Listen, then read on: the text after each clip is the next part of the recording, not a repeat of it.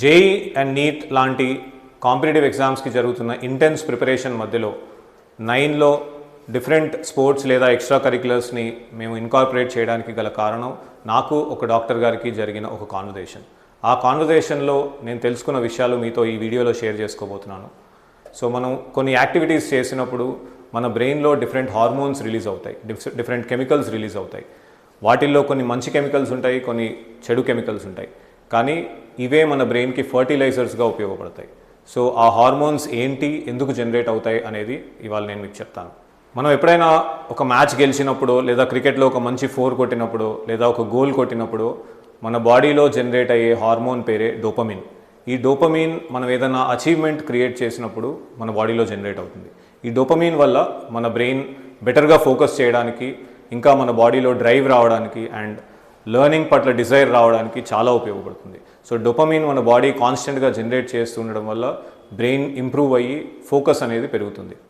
అలాగే మనం ఎక్సర్సైజ్ చేసి ఫిజికల్ స్ట్రెయిన్ చేయడం వల్ల, మన బాడీ స్వెట్ అవ్వడం వల్ల మన బాడీలో జనరేట్ అయ్యే హార్మోన్ పేరే ఎండార్ఫిన్స్. ఇలాంటి ఎండార్ఫిన్స్ వల్ల మన బాడీలో ఉన్న స్ట్రెస్ డౌన్ అయ్యి మనం ఏదైనా విషయాన్ని విన్నా, ఎక్కడైనా చదివినా కూడా దాన్ని గ్రాస్ప్ చేయగలిగే అబిలిటీ పెరుగుతుంది. సో ఎండార్ఫిన్స్ జనరేట్ చేయడం కూడా బ్రెయిన్కి చాలా చాలా ఇంపార్టెంట్. మీరు ఎప్పుడైనా గమనించారా, మనం చెట్ల మధ్యలో కూర్చున్నప్పుడు లేదా గాలి వీస్తున్నప్పుడు మన మనసు చాలా ఆనందంగా ఉంటుంది. అలా ఆనందంగా ఉండడానికి మన బాడీ జనరేట్ చేస్తున్న హార్మోన్ పేరే సెరటోనిన్. ఒక స్టూడెంట్ పెద్ద పెద్ద క్రికెట్ గ్రౌండ్స్లో, ఓపెన్ ఏరియాస్లో, చెట్ల కింద స్పోర్ట్స్ ఆడుతూ ఉండడం వల్ల తన బాడీలో సెరటోనిన్ డెవలప్ అవుతుంది. ఈ సెరటోనిన్ మన మూడ్ని, మన హ్యాపీనెస్ని రెగ్యులేట్ చేస్తూ ఉంటుంది. సెరటోనిన్ మన బాడీలో సఫిషియెంట్గా ఉండడం వల్ల, మనం హ్యాపీగా ఉండడం వల్ల మనం చదివే చదువు ఇంకా బెటర్గా గ్రాస్ప్ అవుతుంది. అలాగే మనం నేర్చుకున్నది ఎక్కువ కాలం గుర్తుంటుంది. ఇలా హ్యాపీ హార్మోన్స్ జనరేట్ చేస్తున్నట్టే మన బాడీ కొన్ని అన్హ్యాపీ హార్మోన్స్ని కూడా జనరేట్ చేస్తుంది.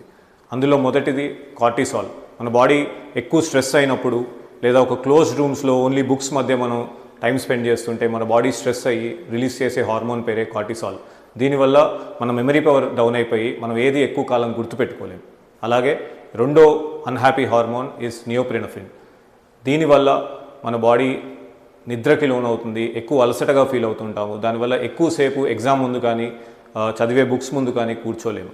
సో హ్యాపీ హార్మోన్స్ని ఇంక్రీజ్ చేస్తుంటే ఆటోమేటిక్గా అన్హ్యాపీ హార్మోన్స్ డౌన్ అవుతూ ఉంటాయి. టీచర్స్గా ఒక 40 మంది పిల్లలకి క్లాస్లో రోజు క్లాసెస్ చెప్పడం మాకు చాలా ఈజీ పని, ఎందుకంటే అది మేము రోజు చేసేదే.